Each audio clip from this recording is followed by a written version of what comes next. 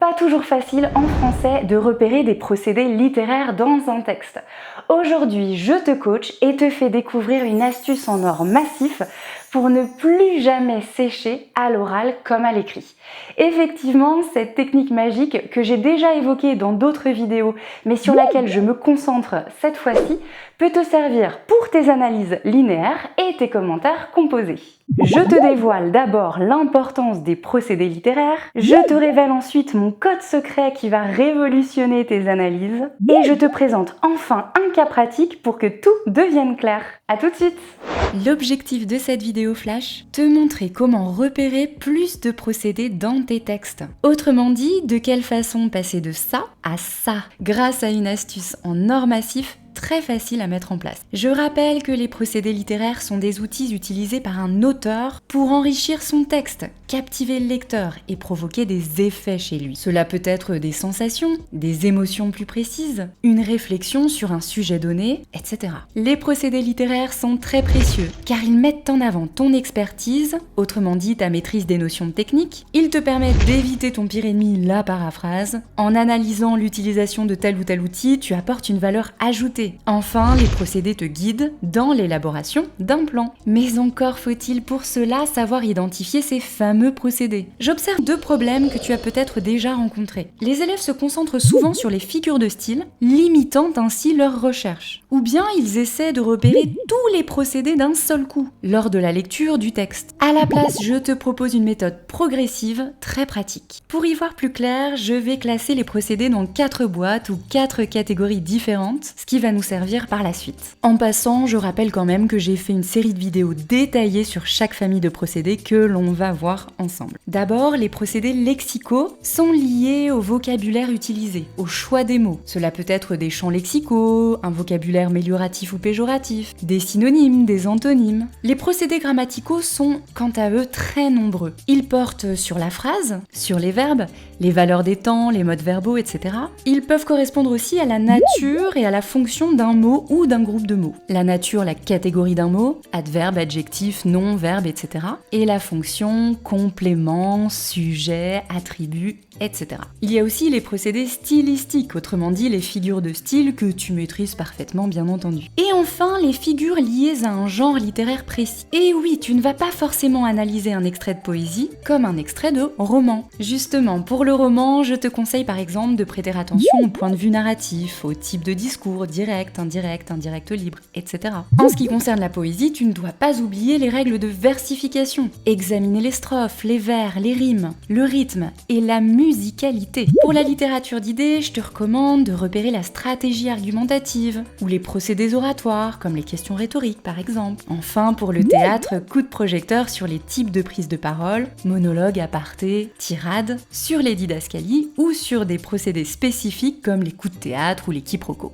Avec ces 4 catégories, tu peux former un code secret. L pour procédés lexicaux, G pour procédés grammaticaux, S pour procédés stylistiques et G à nouveau pour les procédés liés au genre du texte. Bonne nouvelle, ce code marche à tous les coups. Si tu dois commenter un texte à l'oral ou à l'écrit, je te suggère de toujours faire une analyse linéaire, c'est-à-dire repérer les procédés ligne après ligne. Même si en commentaire, je le rappelle, ton plan ne doit pas suivre l'ordre du texte. Découpe ton extrait en plusieurs parties, des petits groupes d'une dizaine de lignes environ, et scanne chaque étape à l'aide de ton code LGSG. Fais-moi confiance, cette technique progressive est très efficace. Voici un exemple concret avec l'analyse des procédés, car je sais que l'interprétation n'est pas toujours simple à faire. Voici un extrait de roman qui fait aussi partie des sujets tombés au bac français. Tu peux mettre la vidéo sur pause pour t'entraîner et tester mon code secret. Pour t'aider un peu, je vais lire le chapeau explicatif, ce petit texte en italique qui te permet d'y voir plus clair. Le narrateur, Édouard, tombe amoureux d'une jeune veuve, la duchesse de Nevers. Fils d'un avocat, il ne peut lui avouer son amour parce qu'il n'est pas noble. Il passe cependant un été avec elle au château de Faverange. Un mouvement irrésistible me rappelle rapprocha d'elle. J'allais m'asseoir sur cette même fenêtre où elle était assise et j'appuyais ma tête sur le balcon. Mon cœur était trop plein pour parler. « Édouard, me dit-elle, qu'avez-vous ? Ne le savez-vous pas ?» lui dis-je. Elle fut un moment sans répondre. Puis elle me dit « Il est vrai, je le sais. Mais si vous ne voulez pas m'affliger, ne soyez pas ainsi malheureux. Quand vous souffrez, je souffre avec vous. Ne le savez-vous pas aussi ? Allez, je scanne cet extrait avec mon code magique LGSG. Je commence donc par le L et me concentre sur les procédés lexicaux uniquement. Je choisis une couleur pour le repérage, le jaune par exemple. Je relève le lexique de la passion. Je parle de lexique car un champ lexical doit comporter au minimum 3 mots. Un langage plutôt soutenu et le champ lexical de la souffrance, affligé, malheureux, souffré. Édouard, comme en témoigne la présence du lexique de la passion, paraît profondément épris de la duchesse et semble attiré vers elle comme un aimant. L'adjectif mélioratif irrésistible souligne ainsi cette force d'attraction presque magnétique. Les deux personnages s'expriment dans un langage soutenu, inversion sujet-verbe dans les phrases interrogatives, ou choix d'un vocabulaire assez littéraire. Ce niveau de langue est le miroir de leur éducation. La jeune femme est noble, tandis qu'Édouard, bourgeois, n'appartient pas à la même classe sociale. Ce fossé entre eux provoque de la douleur et un profond mal-être, comme le souligne le champ lexical de la souffrance. Il faudra le citer, bien entendu.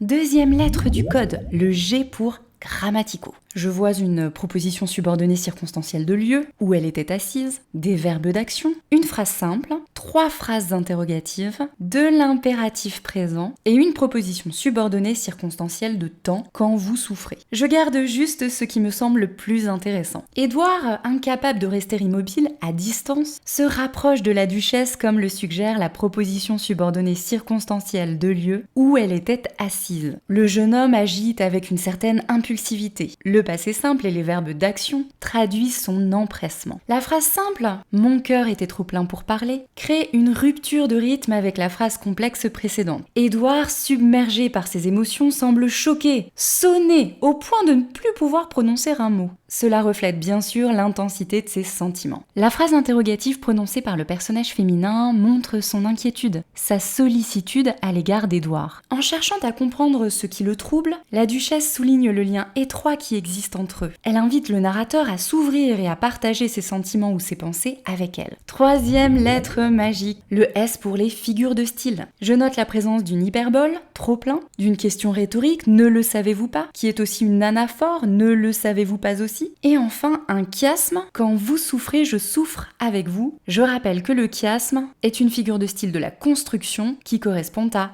A, B, B, A. L'hyperbole traduit la force des émotions du narrateur, si intense qu'elle l'empêche de parler. Cela met en lumière le poids des sentiments qui l'accablent, au point qu'il en perd le contrôle. La question posée par le narrateur à la duchesse, ne le savez-vous pas, n'appelle pas véritablement de réponse. C'est donc une question rhétorique ou oratoire. Elle vise à exprimer ses émotions, à reconnaître ce qui est évident, ses sentiments pour elle. Cette question, à la fin de l'extrait, est posée par le personnage féminin cette fois. Avec cette répétition, elle incite son interlocuteur à prendre conscience de ses émotions. En effet, la souffrance du narrateur génère aussi de la douleur chez elle. Cet effet de miroir émotionnel est également souligné par le chiasme. Dernière étape, la lettre G pour genre. Je relève donc des procédés qui apparaissent dans un récit, dans un extrait de roman. Le point de vue interne. Nous avons accès aux pensées et aux émotions d'Édouard, ou la présence du discours direct, comme le montrent les guillemets, les tirets et les verbes de parole. Le point de vue interne nous fait découvrir la profondeur, l'intensité des sentiments d'Édouard. Le discours direct, quant à lui, joue un rôle crucial. Il donne cette fois la parole à la duchesse, et permet ainsi de révéler le lien qui l'unit au jeune homme. L'interaction entre le dialogue et la narration interne enrichit l'expérience narrative. Une dynamique se crée. Le lecteur peut